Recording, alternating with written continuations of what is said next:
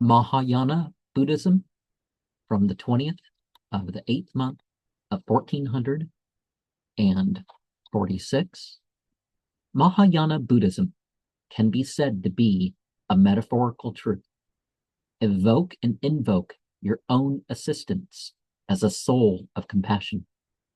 Generosity, morality, constancy, striving, meditation, and application may be orchestrated towards perfection.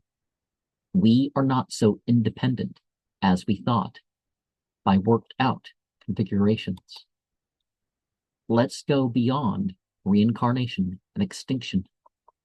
Later generations do mean of their representations. Some could have been hidden or later revelations. It isn't about the theological problems, but to bring us from illusion and delusion. For each is a type of communication, even if we don't take a book for veneration. And by going beyond reincarnation and extinction